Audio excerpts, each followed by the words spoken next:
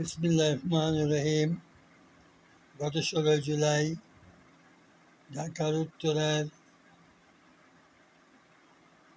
Milestone school and কলেজে দুপুরের দিকে হঠাৎ করে বাংলাদেশ বিমান বাহিনীর একটি যুদ্ধ বিমান JF-7 বিধ্বস্ত হয়ে ওই স্কুলের শত শত শিশু শিক্ষার্থী, নারী শিক্ষার্থী এবং অভিভাবক ও শিক্ষিকা নিহত হয়েছেন।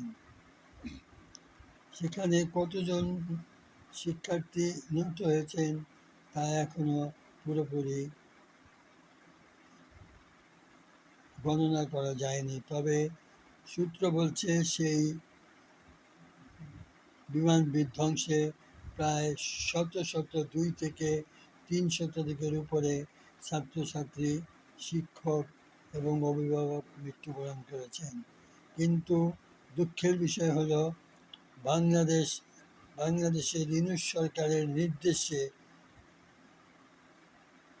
সেনাবাহিনীকে দিয়ে এই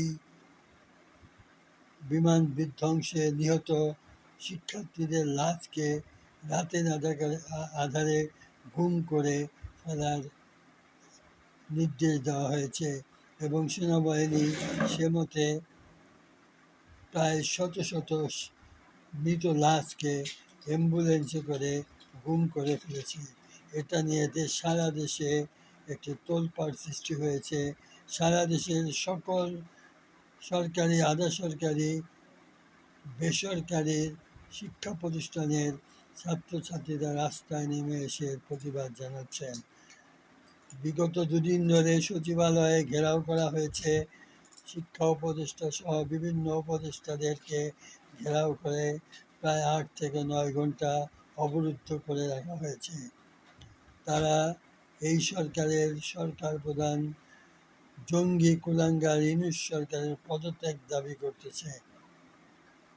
এই সরকার আসার পরে একের পর এক গোপালগঞ্জের গণহত্যা এবং এর পরবর্তীতে Dhaka Uttara milestone school and কলেজের উপরে বাংলাদেশ বিমানের JF-7 যুদ্ধ বিমান বিধ্বস্ত এটি ছিল পূর্ব পরিকল্পিত। সূত্র বলছে এটি পূর্ব পরিকল্পিত এবং এখানে অজস্র শিক্ষক, শিক্ষিকা, ছাত্রছাত্রী এবং শুভাকাঙ্ক্ষী